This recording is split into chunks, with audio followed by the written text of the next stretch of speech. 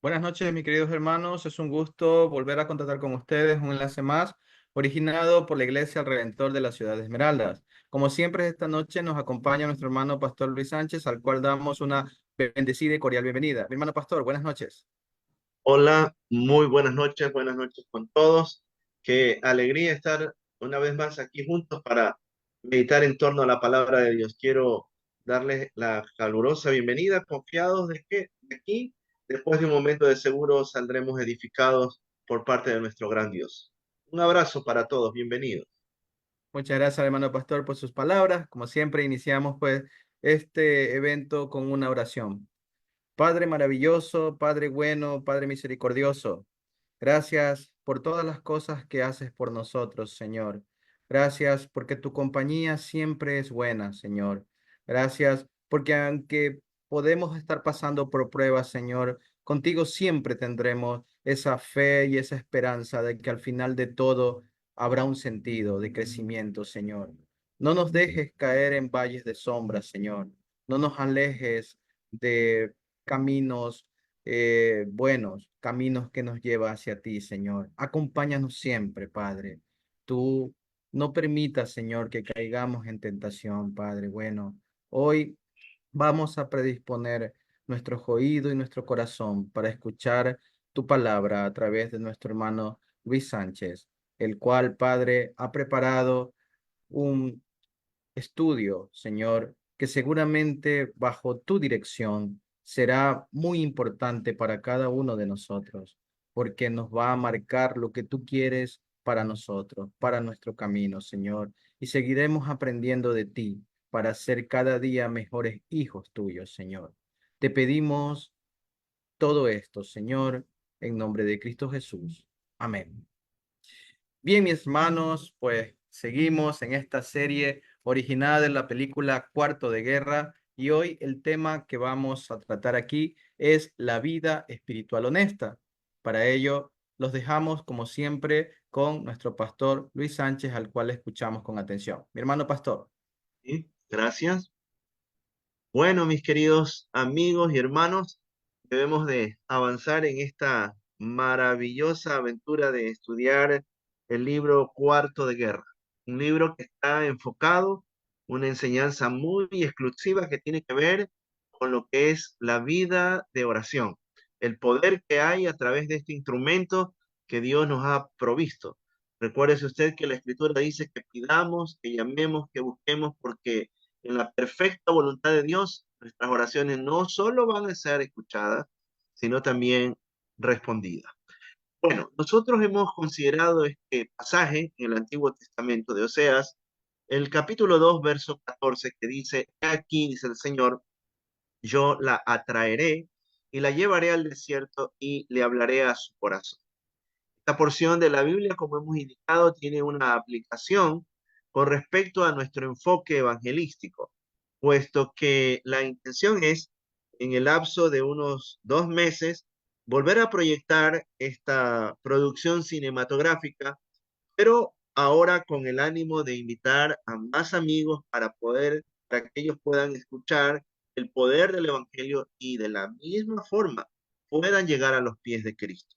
Creo que todo intercesor, toda persona que está interesada en ganar almas para el Señor, este versículo, de los muchos a lo largo de la palabra, nos debe de motivar a que nos veamos restauradores, nos veamos personas que entramos en territorio de familias y de hogares para poderlos rescatar de las tinieblas, traerlos al reino de la vida en abundancia, al reino de la luz. Las escrituras, sí, nuestro Padre amado nos invita a que podamos entonces considerar en la página 14 y el verso 15, perdón, página 14 y página 15 del manual Cuarto de Guerra Estudio Bíblico, nos estaremos centrando en nuestra reflexión para ir al avance hacia algo más profundo, del cual yo le animo a que usted no se desconecte de estas enseñanzas, pues sabemos que el Señor nos trae gran revelación de lo alto para nuestra tarea, del cual Él tiene mucha expectativa de que podamos ser intercesores, pero de verdad. Así que si usted tiene este manual, yo le invito a que usted lo lea, lo estudie, lo medite y lo ponga en oración. Entonces, en turno nos toca considerar lo que es una evaluación espiritual honesta. Las tres o cuatro primeras páginas de este capítulo tiene que ver con la introducción propiamente del tema. Por eso es que usted se ha dado cuenta que estamos hablando acerca de la evaluación espiritual. Entonces, esto es como una especie de abrir una puerta para lo grande que está viniendo en cuanto a toda esta enseñanza.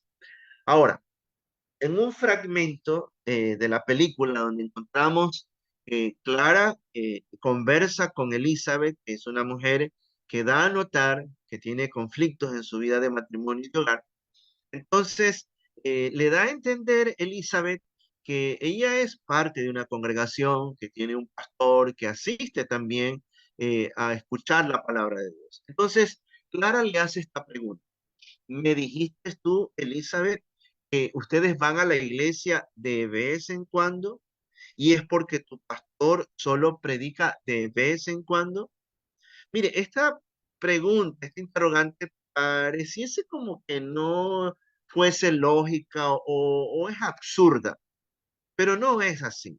Porque aquí encontramos, y eso es a modo de desafío para todo intercesor, tener preguntas claves en la intención de querer ayudar a los demás.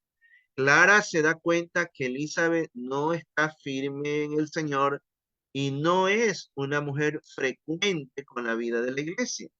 Por eso es que le dice de vez en cuando tu pastor predica, es por eso que de vez en cuando tú acudes. Ya bajo esa expresión de vez en cuando, da muchas luces en cuanto a la condición espiritual. Ahora, aquí viene el asunto, ¿no? Uno se pregunta, ¿y eso qué tiene que ver con mi vida espiritual? Muchísimo, porque estamos indicando que si la aspiración de todos nosotros es ser guerreros, guerreros de oración en Dios, entonces tenemos que hacer una autoevaluación. Y hay muchas cosas que tenemos que nosotros examinar. Y una de ellas es nuestro compromiso con lo que es la vida de la iglesia en la expresión de una congregación determinada. Tenemos que regresar a este pasaje de 2 Corintios 13:5, donde Pablo le dijo a los hermanos de dicha gran comunidad, examinaos a vosotros mismos si estáis en la fe, probaos a vosotros mismos. Ese término examinarse y probarse, de cierta manera, son sinónimos en el sentido de que tenemos que nosotros mirarnos siempre, pasar siempre, como decimos, por el chequeo de integridad o el chequeo de conciencia para ver dónde mismo estamos. Ahora, Pablo le dice a los hermanos los corintios, miren bien si están en la fe, ¿no? Para que no puedan estar todos engañados. O sea, porque mire, puede resultar que uno anda con una Biblia, uno puede estar codeándose, relacionándose con lindos creyentes, aún asistiendo a una congregación. Pero si no hemos nacido de nuevo y si nuestra fe no es fuerte, aunque a lo mejor decimos estar en Cristo, entonces esto nos lleva a pensar que en el proceso de desarrollo espiritual como discípulo siempre nos hace falta. Entonces, nunca nos vamos a dar cuenta si no nos examinamos. Todo guerrero de oración tiene que estar, tenemos que estar todos los días pasando por el chequeo de la palabra, del espíritu, de nuestra conciencia, para entonces ver con exactitud dónde estamos. Ahora, el objetivo de examinarse, tomemos bien en cuenta esto, es justamente determinar si algo es genuino o no. Nadie se va a dar cuenta si lo que está haciendo es auténtico, si por el camino por donde viene es el correcto, si no se examina. Por eso es que la Biblia dice, ¿no? El corazón de todos nosotros es engañoso. Yo puedo estar pensando que soy el mejor padre, soy el mejor esposo, pero la pregunta es, ¿qué estará pensando Dios? ¿O qué estará pensando y diciendo mi esposa, mi hija, nuestros hijos? Entonces, cuando David dice en uno de los salmos, examíname, Señor, pruébame, ahí estamos ante alguien que quiere precisar, que quiere darse cuenta si lo que él tiene en su corazón es verdadero o es una falsedad. Por eso es que usted y yo tenemos que caminar con convicción firme. Y lo único que nos va a poder ayudar como punto de inicio a todo esto es siempre examinarnos delante de Dios y de su bendita palabra.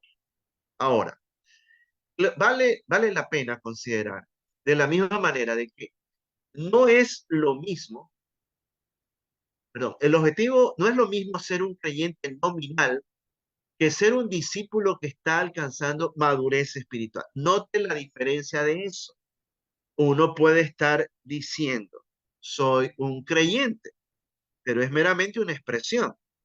Y la Biblia nos habla de que tenemos que cada día alcanzar talla y medida de crecimiento y de desarrollo. Ahora, la palabra de Dios, que es identificada no solamente como leche espiritual, sino que de la misma forma alimento sólido, esto nos va a implicar que todos los días no solo debemos de oírla, la palabra, no solo debemos de leerla, sino que debemos de estudiarla. Tenemos que asimilarla para que eso tenga un efecto de fortaleza en todo nuestro ser. Todo guerrero intercesor que depende de Dios considera que su crecimiento debe ser siempre de gloria a más gloria, de plenitud a más plenitud. Ahora, los que van creciendo en la fe van siendo transformados de adentro hacia afuera. Factor importantísimo. Porque, por ejemplo, el Señor dice, de la abundancia del corazón habla, se expresa nuestra boca. Solo por ponerle nada más que una referencia a la luz de la palabra en cuanto a cómo debe ser nuestra comunicación. Todo lo que nosotros somos llamados a decir debe estar en el marco de lo honesto, de lo puro, de lo amable, de lo que construye, de lo que edifica. Entonces, si yo digo que soy un creyente y estoy creciendo en la fe, quiere decir que estoy alcanzando madurez, si eso lo estoy yo diciendo, porque somos llamados a dar testimonio, uno puede decir, sí distingo lo que fue el tiempo pasado al presente y puedo darme cuenta que no soy un bebé en la fe, sino un adolescente, un joven, un adulto. ¿Saben qué se evidencia? En la transformación. Entonces, uno hasta se sorprende de esto, porque uno llega hasta decir, pero yo antes hablaba de esta manera, yo tenía estas opiniones y estos criterios. El que me ha cambiado es el Señor. Entonces, nosotros no vamos a poder ir a ayudar a nadie si no vamos creciendo en la medida correcta.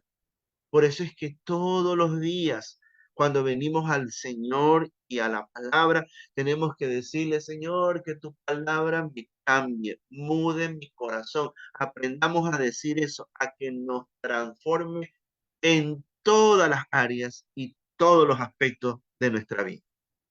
Pablo también llegó a decir esto a los hermanos de los Corintios. De modo, si alguno está en Cristo, dice que no dice de modo si alguno está con Cristo, ¿ah? Porque en Cristo significa estar sumergido en Él, escondido en Él, Él gobernando todo nuestro ser.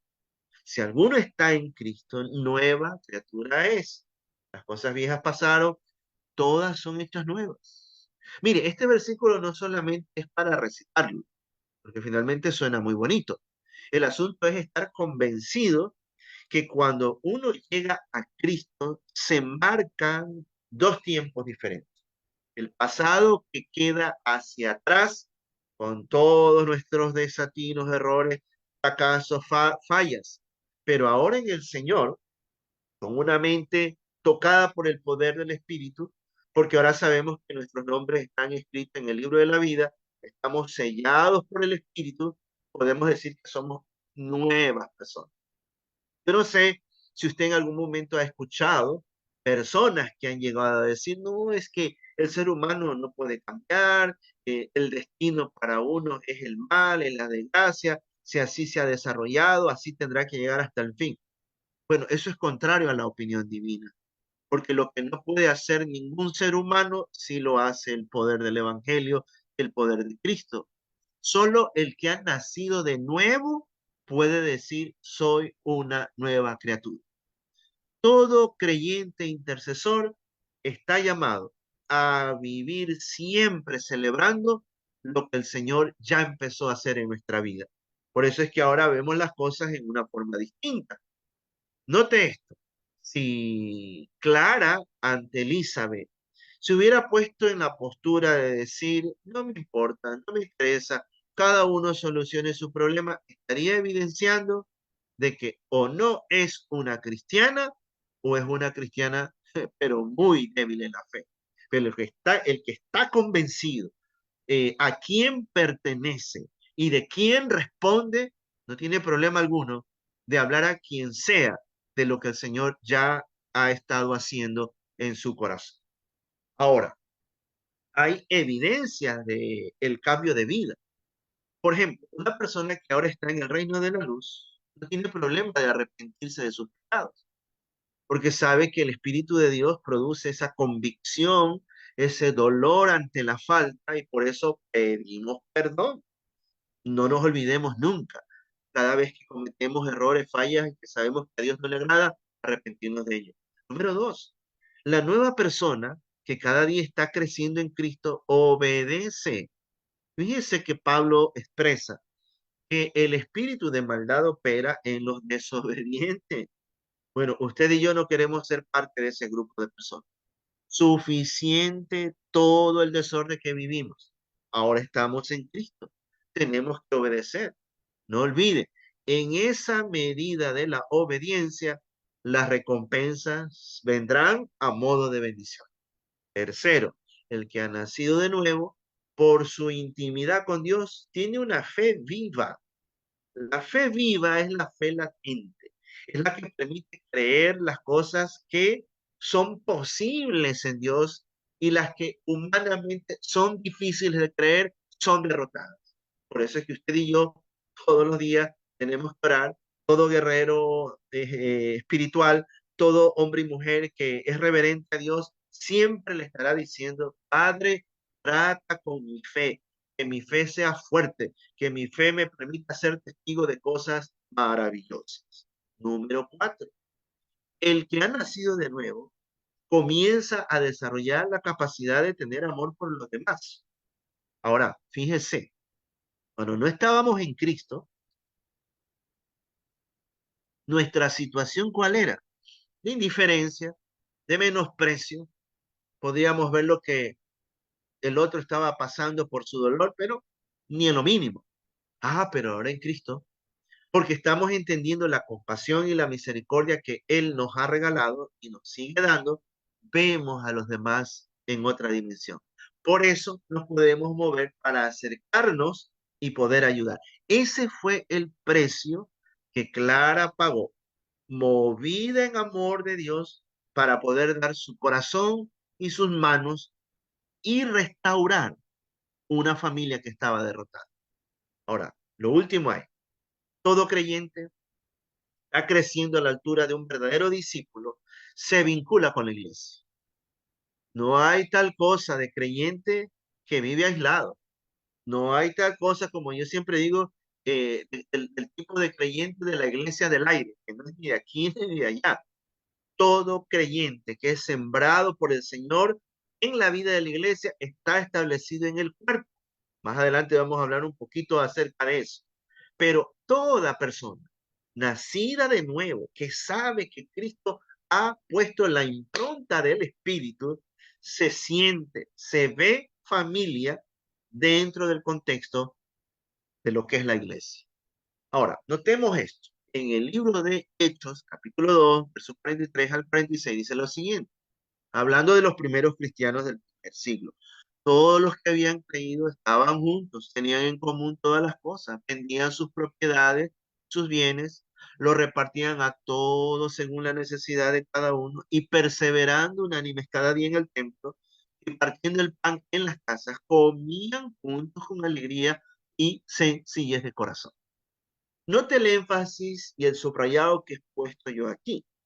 ¿Cómo vivían los primeros creyentes? Estaban juntos, perseveraban unánimes, comían juntos, tenían en común las cosas, ¿no? sea, note ese concierto de armonía que el Espíritu produjo en la primera iglesia, que debe ser el anhelo nuestro. Porque hay otra parte en la Biblia que dice que conforme a eso, o sea, como vivían, entonces el Señor añadía a la iglesia.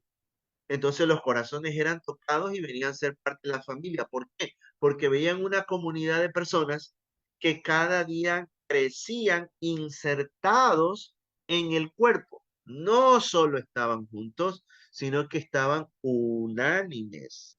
Y cuando uno está unánime por el amor y el poder de Dios, el Señor manifiesta cosas grandes y maravillosas. Ahora, Dios nos manda a que seamos miembros de su cuerpo, o sea, de la iglesia. Uno lee las escrituras y dice que Cristo no solamente nos ha bautizado en su espíritu, y la Biblia dice que no solamente somos bautizados en agua, sino que el espíritu que nos bautiza nos inserta en la iglesia. Hemos sido bautizados en la iglesia. O sea, que el Señor muda nuestro corazón, trae salvación, trae vida eterna, pero con ello nos hace parte de una cultura diferente, que es la iglesia, parte del reino de Dios. Ahora, fíjese esto, y quiero ir cerrando el tema de reflexión. Pablo llegó a decir, en 1 Corintios 12, del verso 25 y 26, dice, los miembros todos deben de preocuparse mutuamente. De manera que si un miembro padece, todos los miembros se duelen con él. Y si un miembro recibe honra, todos los miembros con él se gozan. Vosotros pues sois cuerpo, soy el cuerpo de Cristo y miembros cada uno en particular. Note eso. Mire cuántas veces se repite aquí la expresión miembro. Más de 5 veces. El énfasis nos debe llevar a pensar de que cuando Dios nos repite, es para que estemos muy atentos y de la misma forma saber que Él esto quiere que lo pongamos en práctica, que nunca lo olvidemos, que la acción de Cristo en la cruz, al habernos salvado, consecuentemente nos insertó en el cuerpo. Bueno, uno lee la Biblia y encontramos que dice que Dios ha regalado diversidad de dones por el poder de Él. Entonces, cuando uno se ve en esa dimensión, uno ya no se ve aislado. La identidad que uno tiene en Cristo es una identidad corporativa. Y yo entonces reconozco que a cada uno Dios ha dado, a cada uno de mis hermanos, dones espirituales, hay frutos del Espíritu, pero cada uno miembro en particular, cada uno con un desempeño específico en el cuerpo. Entonces, cuando todos cumplimos conforme al Señor, todos finalmente somos edificados. Esa es la iglesia. Ese es el pueblo de Dios. Y todo guerrero de Dios está justamente establecido.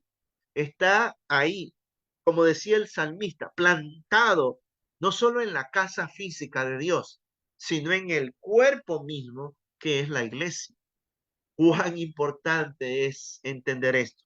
Y usted me preguntará, ¿por qué? Porque aquí viene un asunto de fondo. Esa aceptación que hemos recibido de Cristo, porque Él nos ha aceptado y recibido, que yo sé que esa es nuestra lucha como humanos. A veces nos aceptamos en el momento, pero no nos recibimos. Y hay que establecer muy claramente eso. Porque si Cristo a mí me ha aceptado y me ha recibido con mis prejuicios, mis complejos, mis problemas, mis desórdenes, la vida de la iglesia implica eso.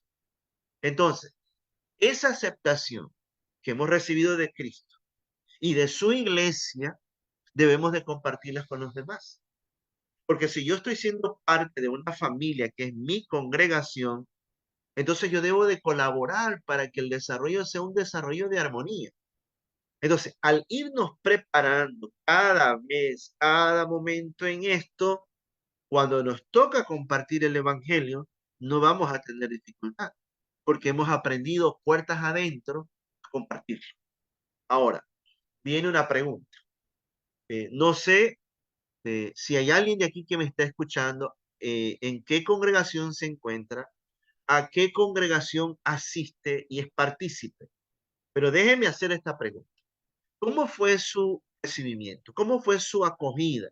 Ahí donde usted está asistiendo hoy y alaba a Dios y ora al Señor y reciba la palabra. ¿Y cómo esa experiencia cuando lo recibieron a usted le resultó en sanidad al punto que su gozo se ha multiplicado? Y si yo estoy viendo aquí, poniendo así el término figurativo, todos me levantan la mano en forma positiva diciendo, sí, cuando yo llegué a una congregación, Cristo me recibió, los hermanos me han recibido y así todavía ellos siguen y mi gozo es diferente. Entonces, ¿por qué abandonar la vida de la iglesia? ¿Por qué no mantenernos firmes? Todo hombre de guerra espiritual, todo guerrero de oración, siempre estará mirando que la congregación, al ser parte de su vida, va a resultarle siempre de edificación y de gran ganancia. No se olvide de esto. Pablo en Hebreos llegó a decir, en Hebreos capítulo 10, perdón, ahí hay que hacer una corrección, el verso 24 y 25, dijo, considerémonos mutuamente. O sea, la vida de iglesia no es para vivir aislado. ¿Para qué considerarnos mutuamente? Para estimularnos al amor y a las buenas obras. Es que Dios quiere que siempre vivamos siempre motivándonos desde el amor y para buenas cosas. Pero es lo que dice, no dejando de congregarnos, como algunos ya tienen por costumbre. Hay personas que dejaron esta disciplina y se han desconectado. Dice Pablo, más bien considerando que el congregarnos es útil para qué? Para exhortarnos. Ay, cuánto el guerrero de Dios necesita recibir palabra para estar exhortado. Y esto es de todos los días, porque es como dejar de comer. Si usted deja de alimentarse, deja de tomar agua, nos descompensamos. Y si nos desconectamos de la vida de la iglesia, de los ministerios de la iglesia, vamos a flaquear espiritualmente. Ahora, la razón de fondo, dice Pablo, tanto más, con más razón, cuando vemos que aquel día se acerca. Bueno, esto debe ser motivación intensa en nuestro corazón, porque esto es como pensar que mañana el Señor está llegando. Si yo sé que el Señor mañana está llegando por su iglesia, tengo que vivir en la plenitud de lo que Él ha establecido para que su iglesia se desenvuelva en ese contexto. Una iglesia ferviente, una iglesia llena del Espíritu, una iglesia que lo da todo realmente para alabar, glorificar al Señor y servir. Entonces, la estadía en el destacamento, término figurativo, para identificar al destacamento en una forma directa con lo que es la vida de la congregación. Esto va a ser clave para hacer frente desde nuestras trincheras. En nuestra casa hay que verla como trinchera. En el lugar del trabajo como una trinchera. En el lugar del aula de clase, una trinchera, a donde el Señor nos lleve. Pero nunca vamos a establecer defensa si primero no nos reabastecemos en el contexto del cuerpo que es la congregación. Por eso, hermano y amigo mío, no se desconecte del Señor ni de la congregación que a usted le ha recibido.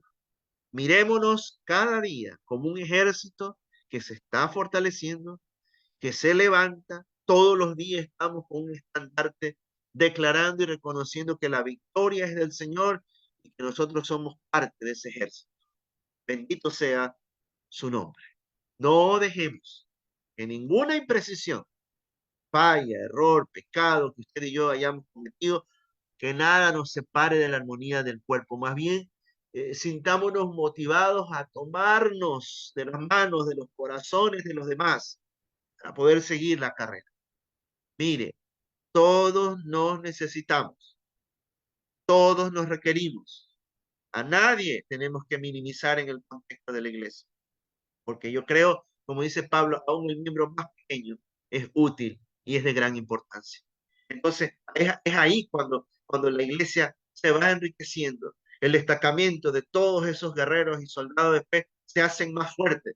Entonces, así, solo de esa manera podemos conquistar a este mundo para Cristo.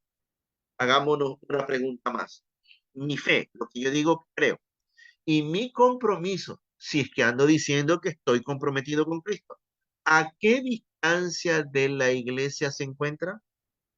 Porque si yo digo que estoy comprometido, pero no tengo ministerio, no estoy bajo cobertura, no tengo dependencia directa, no quiero relacionarme con mis hermanos, perdón, eso no tiene nada que ver con el cristianismo, porque personas guerreras en la fe están insertados, están cerca con el Señor y la vida de su iglesia, al cual ama mucho. Mire, los soldados no van solos a la batalla.